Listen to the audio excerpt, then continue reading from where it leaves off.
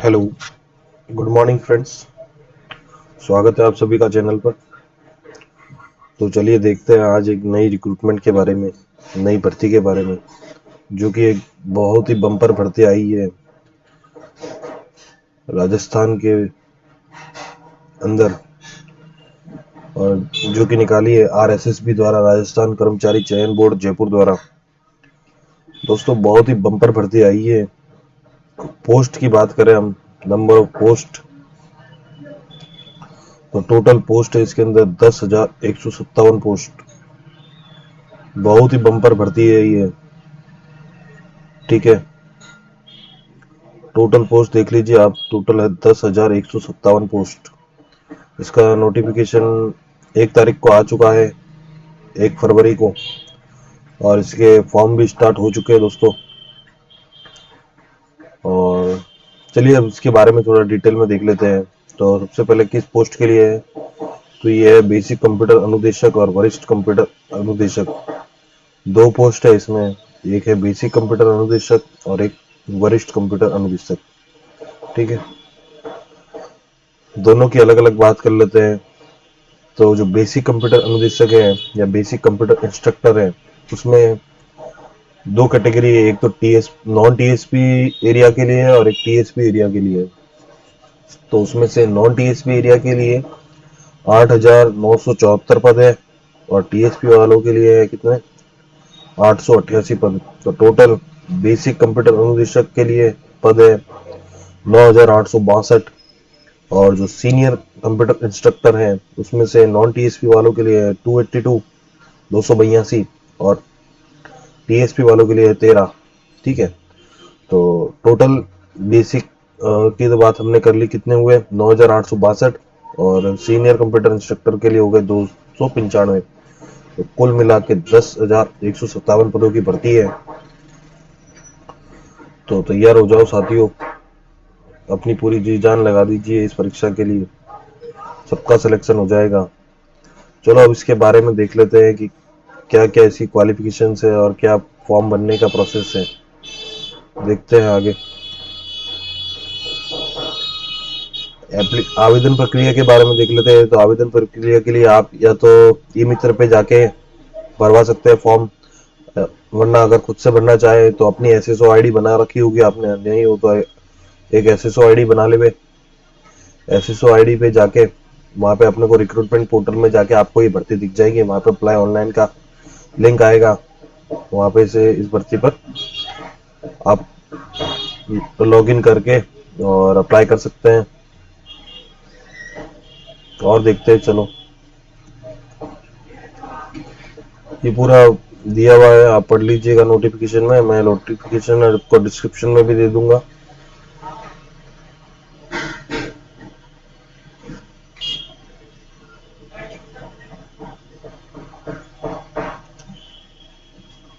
चलो आवेदन और परीक्षा शुल्क के बारे में देख लेते हैं।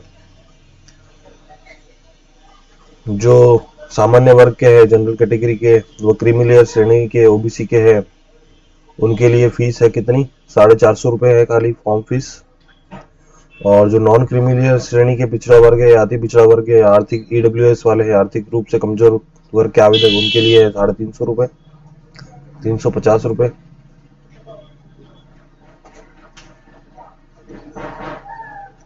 और समस्त विशेष योग्य जन और राजस्थान के अनुसूचित जाति जनजाति के आवेदक हेतु तो उनकी फीस है कितनी, 250 रुपये। और वो विद्यार्थी जिनके परिवार की वार्षिक आय 2.5 लाख रुपए से कम है, उनके लिए फीस है कितनी, 250 रुपये। लेकिन जो भी 2.5 लाख से कम वार्षिक आय बताएंगे, उनको बाद में आय प्रमाण पत्र जरूर लगाना होगा। तो दोस्तों ये देख लीजिएगा, आय प्रमाण पत्र आपके पास हो तभी ये कैटेगरी में फॉर्म भरे, अन्यथा बाद में दिक्कत हो सकती है। ठीक है, तो ये फॉर्म फीस देख लिया हमने, इतनी इतनी फॉर्म फीस रहेगी। एक बार फॉर्म भर दिया तो फीस नॉन रिफंडेबल है, ये क्लियर कट लिखा हुआ है। एक बार जमा होने के बाद फीस वापस नहीं लौटाई जाएगी। और आगे देख लेते हैं। एडमिट कार्ड जब भी होगा आपको ऑनलाइन ही डाउनलोड करना पड़ेगा।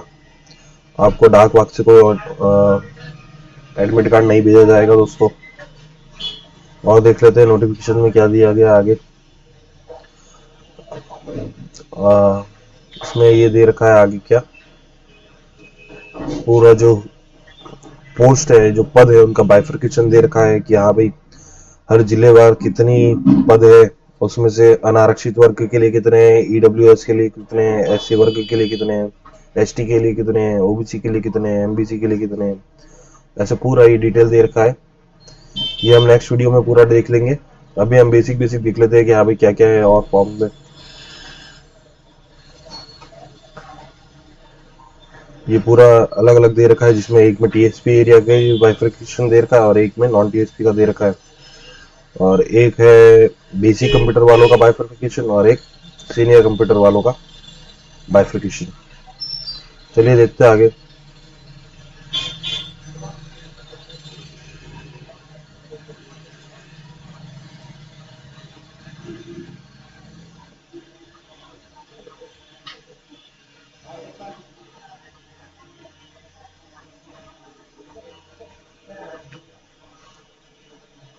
अब वेतनमान की बात कर लेते हैं। वेतनमान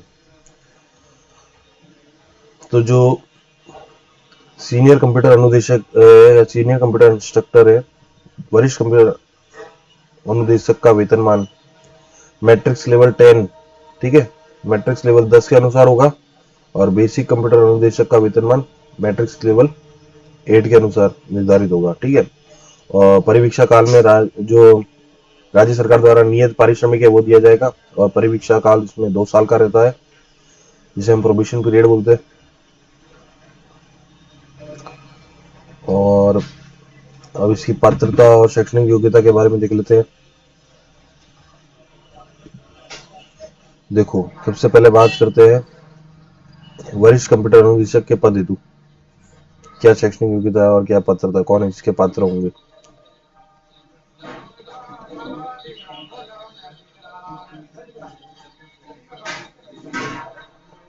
तो देखिए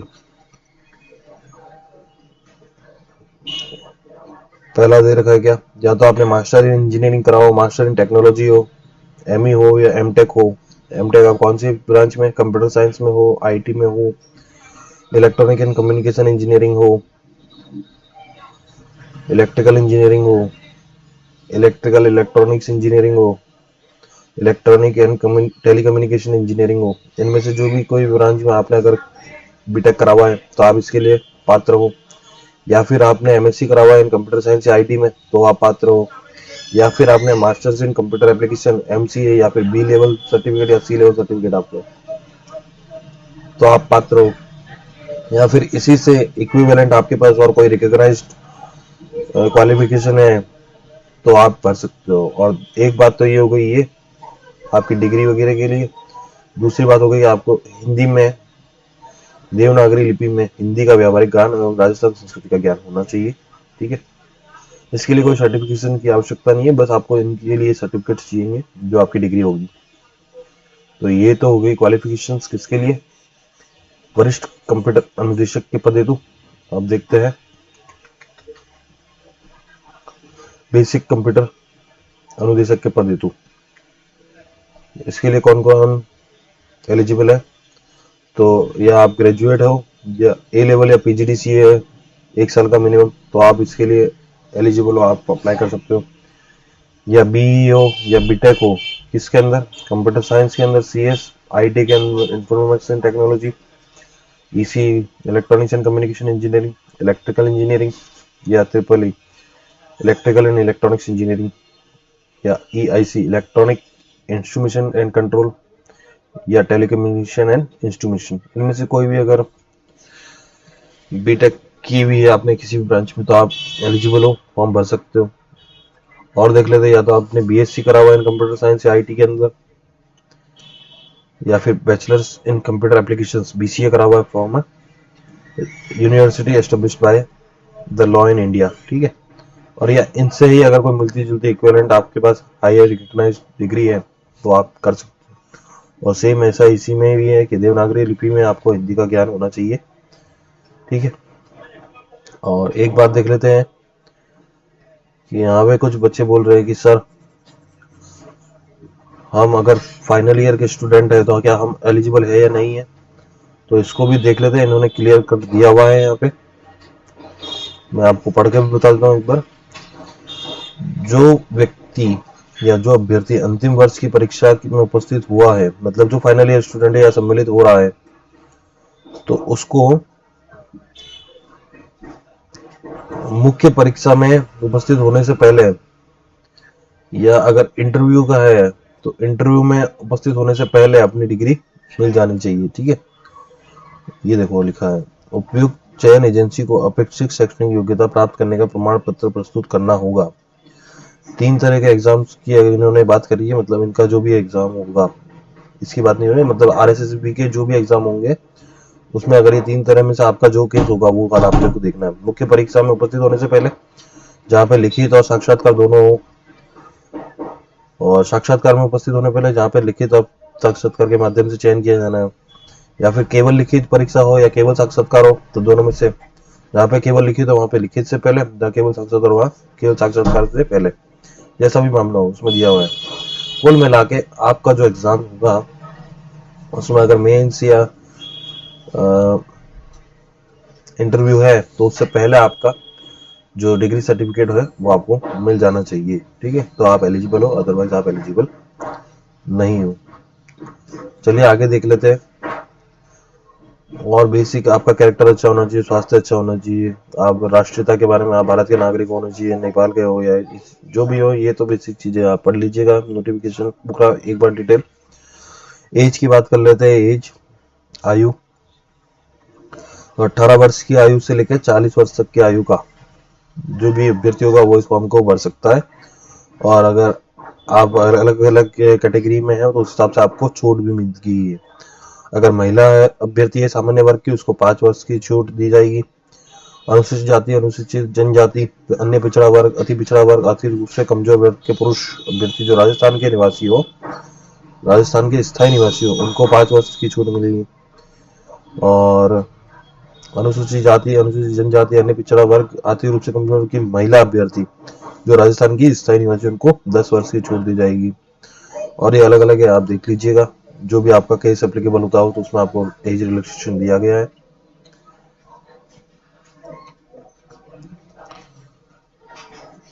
और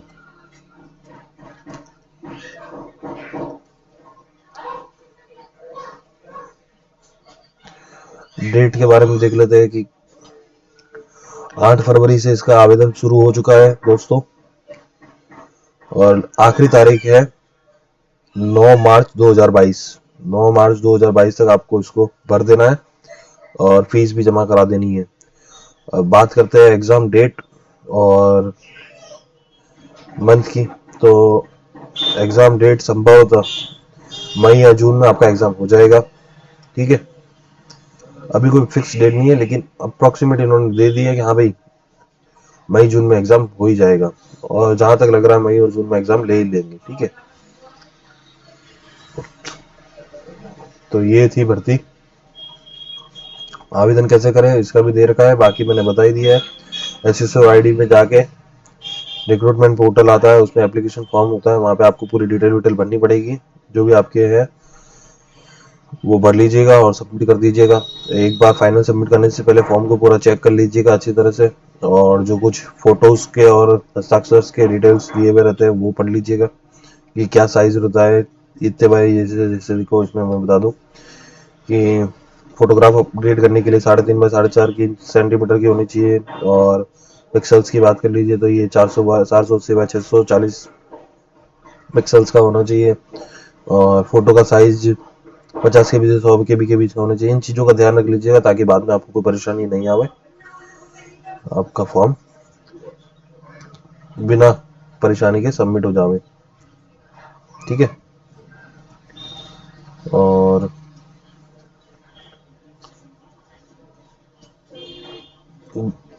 संशोधन की प्रक्रिया भी अगर बाद में कुछ होगा तो आप 300 रुपये देके जब भी इनका वो निकलेगा एडिट करने का तब आप करा सकते हैं। ठीक है, और देख लेते हैं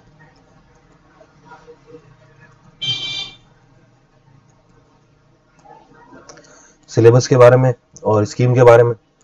तो मैं आपको एक बेसिक तौर पे बता देता हूँ कि क्या सिलेबस और क्या रहेगा। बाकी सिलेबस का मैं पूरा एक अलग से डिटेल वीडियो बना दूंगा, ये वीडियो बहुत लंबा हो चुका है दोस्तों। देखो, पेपर में एक तो हो गया बेसिक कंप्यूटर अनुदेशक और एक वरिष्ठ कंप्यूटर अनुदेशक। दोनों का एग्जाम 200-200 मार्क्स का होगा, ठीक है। और दोनों में दो दो पेपर होंगे 100-100 मार्क्स के, ठीक है। 100-100 मार्क्स के दो दो पेपर होंगे, पेपर 1 और पेपर 2, ठीक है। और हर पेपर कितने 2-2 घंटे मार्क्स का होगा, 2-2 घंटे का होगा, ठीक है। तो पेपर 1 का मैं सिलेबस अलग से बता दूंगा, पेपर 2 का अलग बता दूंगा, और सेम केस इसी में रहेगा उनके लिए। बस कुछ कुछ सब्जेक्ट्स का जो रहेगा वो डिफरेंस है, बाकी ऑलमोस्ट सेम है, लेकिन थोड़ा क्वेश्चन का लेवल अलग रहेगा। इसमें भी ऐसा ही रहेगा क्या, 100 मार्क्स का एक पेपर रहेगा पेपर 1, और 100 मार्क्स का दूसरा पेपर रहेगा पेपर 2। दोनों पेपर 2-2 घंटे के होंगे ईच, ठीक है। और बाकी पूरा सिलेबस का मैं लिए एक डिटेल वीडियो बना दूंगा अलग से, जो कि आपको डिस्क्रिप्शन में भी दे दूंगा, जिसका लिंक। तो चलो दोस्तों, यहीं खत्म होता है वीडियो।